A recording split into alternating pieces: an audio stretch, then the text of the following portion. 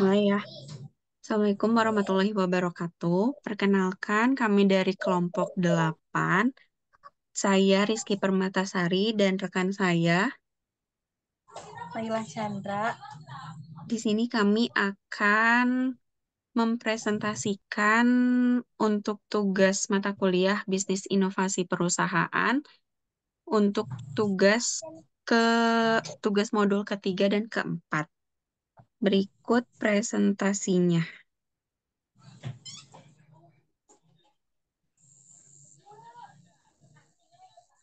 Dimulai dari Nailah, silakan Nai.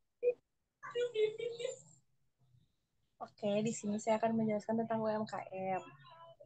UMKM adalah singkatan dari usaha mikro, kecil, dan menengah. Istilah ini merujuk kepada kategori usaha berdasarkan skala dan kriteria tertentu yang berbeda-beda di tiap negara. Umumnya, klasifikasi UMKM didasarkan pada faktor seperti jumlah karyawan, omset tahunan, nilai aset, atau kombinasi dari faktor-faktor tersebut. Usaha mikro Usaha mikro, kecil, dan menengah atau UMKM memiliki peran penting dalam perekonomian suatu negara. Mereka tidak hanya menjadi sumber pertumbuhan ekonomi, tetapi juga menciptakan lapangan kerja dan menggerakkan roda ekonomi lokal. Namun, UMKM seringkali menghadapi berbagai tantangan, terutama dalam hal bersaing di pasar yang semakin kompleks. Selanjutnya yaitu inovasi. Inovasi adalah proses menciptakan sesuatu yang baru atau mengembangkan yang sudah ada menjadi lebih baik atau lebih efisien. Dalam konteks UMKM, inovasi sangat penting karena dapat membantu bisnis-bisnis ini untuk tetap bersaing, berkembang, dan bertahan dalam pasar yang terus berubah. Selanjutnya, yaitu bagaimana UMKM dapat meningkatkan kualitas produknya dengan inovasi. Yang pertama, dengan pembenahan produk. Inovasi pertama, sekaligus paling mendasar jika kita ingin skala bisnis UMKM makin meningkat adalah melakukan pembenahan produk. Yang kedua, yaitu terlibat pameran dan festival. Langkah ini akan mampu mendukung eksistensi di pasaran dan memberikan manfaat yang lebih luas seperti berkenalan dengan banyak vendor, kompetitor, sampai berbagai instansi terkait yang berpeluang jadi pangsa pasar baru bahkan hingga ke luar negeri. Yang ketiga yaitu bangun relasi bisnis. Pebisnis dalam skala usaha apapun, itu baik perusahaan besar maupun UMKM, membutuhkan relasi yang luas karena bakal memberikan keuntungan bagi bisnis ke depannya. Yang keempat, tingkatan kualitas layanan. Dengan menerapkan SOP khusus mengenai bagaimana pelayanan yang harus diberikan kepada calon konsumen. Jangan diremehkan karena pelayanan yang memuaskan justru akan membuat konsumen menjadi pelanggan setia dan enggan beralih ke produk kompetitor lainnya. Yang kelima yaitu belajar teknologi bisnis. Teknologi dalam berbagai sendi kehidupan terus berkembang termasuk bisnis. Agar bisa bertahan dalam dunia bisnis yang begitu ketat, pengusaha UMKM juga harus meningkatkan kualitas diri dengan terlibat dalam berbagai webinar-webinar atau ikut pelatihan hingga mencari informasi bisnis global. Selanjutnya yaitu strategi inovasi untuk membantu UMKM makanan menjangkau pasar yang lebih luas. Yang pertama, dengan menjalin hubungan yang baik dengan customer. Menjalin hubungan yang baik dengan customer adalah kunci perkembangannya sebuah bisnis, karena mereka bisa dengan mudah berkomunikasi dengan penjual melalui media sosial. Yang kedua, yaitu tingkatan kualitas produk. Penggunaan teknologi canggih, tapi tidak dibarengi dengan kualitas produk yang baik, maka akan sia-sia karena kualitas produk yang terjaga akan meningkatkan kualitas bisnis. Yang ketiga yaitu mengetahui kebutuhan pasar. Dengan mengamati tren apa sih yang sedang booming saat ini, produk apa yang saat ini masyarakat butuhkan. Lalu selanjutnya, memanfaatkan media sosial. Peran media sosial harus dimanfaatkan untuk mengembangkan bisnis UMKM yang kita miliki, karena masyarakat kini lebih suka berbelanja online karena dinilai lebih hemat dan praktis. Selanjutnya, promosi penggunaan platform online.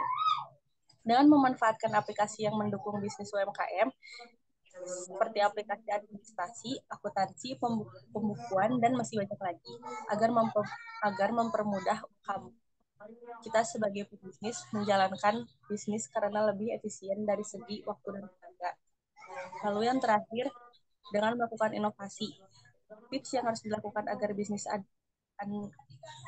bisnis kita Terus dengan terus melakukan inovasi, entah itu inovasi dari segi produk, konten promosi, konten iklan, atau lainnya. Dengan terus melakukan inovasi dalam sebuah bisnis, memang tidak mudah, tapi dengan adanya riset, kreativitas, dan ketekunan, kita pasti bisa membawa bisnis UMKM pada kesuksesan. Selanjutnya saya akan menjelaskan untuk tugas di modul keempat tentang faktor-faktor yang menyebabkan implementasi inovasi menjadi sulit. Inovasi memainkan peran penting dalam pertumbuhan perusahaan dan keberhasilan perusahaan untuk memperoleh keunggulan kompetitif agar perusahaan dapat bertahan dan mencapai berkelanjutan usaha atau bisnis yang berkelanjutan. Menurut Frel, pada tahun 2000 menyatakan bahwa persaingan global yang meningkat, siklus hidup produk yang menurun, kemampuan teknologi perusahaan yang meningkat, dan permintaan konsumen yang berubah begitu cepat membuat begitu pentingnya peran inovasi bagi perusahaan untuk tetap kompetitif. Untuk mencapai keberhasilan inovasi, perusahaan dihadapkan oleh kendala atau hambatan dalam berinovasi. Menurut West dan Guenter, faktor apapun yang menghambat, menunda, atau memblokir inovasi dapat dikatakan sebagai hambatan inovasi. Sedangkan menurut Sandberg dan Steinroth, mendefinisikan penghalang inovasi sebagai masalah yang mencegah atau kegiatan inovatif di perusahaan. Oleh karena itu, untuk mencapai keberhasilan inovasi dalam perusahaan, sangat penting untuk mengidentifikasi hambatan yang dihadapi selama proses inovasi, karena dapat memberikan pengetahuan penting bagi pengambil keputusan perusahaan dalam mengatasi hambatan tersebut. Faktor-faktor hambatan inovasi. Yang pertama, ketidakpastian dan risiko. Inovasi selalu mengandung unsur ketidakpastian dan risiko. Tidak ada jaminan bahwa suatu inovasi akan berhasil dan memberikan manfaat yang diharapkan. Kedua, ketakutan akan perubahan. Inovasi seringkali berarti perubahan cara kerja yang sudah ada. Hal ini menimbulkan rasa takut dan keraguan di antara para karyawan atau anggota organisasi. Ketiga, kurangnya dukungan. Inovasi membutuhkan dukungan dari berbagai pihak, baik dari pemimpin organisasi, karyawan, maupun pelanggan. Empat, keterbatasan sumber daya. Inovasi membutuhkan sumber daya, baik dalam bentuk finansial, waktu, maupun tenaga.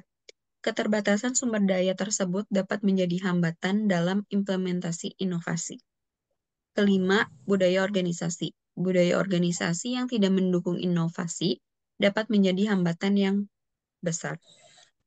Keenam, kurangnya keterampilan dan pengetahuan. Implementasi inovasi membutuhkan keterampilan dan pengetahuan yang baru. Ketujuh, persaingan.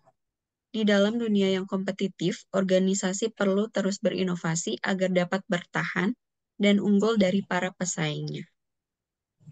Kesimpulan dari tugas modul ketiga dan keempat ini adalah inovasi dalam pengembangan produk makanan ramah lingkungan memberikan peluang besar bagi UMKM. Tidak hanya meningkatkan keberlanjutan bisnis mereka, tetapi juga memberikan nilai tambahan yang signifikan bagi konsumen yang semakin peduli akan lingkungan.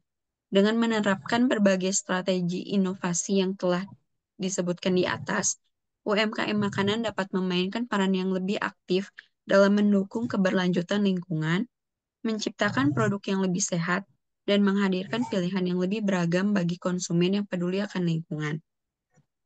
Dukungan dari pemerintah, lembaga penelitian, dan masyarakat juga sangat penting untuk mendorong adopsi inovasi ini dalam industri makanan. Mengimplementasikan inovasi memang penuh dengan tantangan, namun dengan persiapan yang matang dan strategi yang tepat, tantangan-tantangan tersebut dapat diatasi dan peluang keberhasilan implementasi inovasi dapat ditingkatkan. Sekian presentasi dari kelompok 8. Terima kasih atas perhatiannya. Assalamualaikum warahmatullahi wabarakatuh.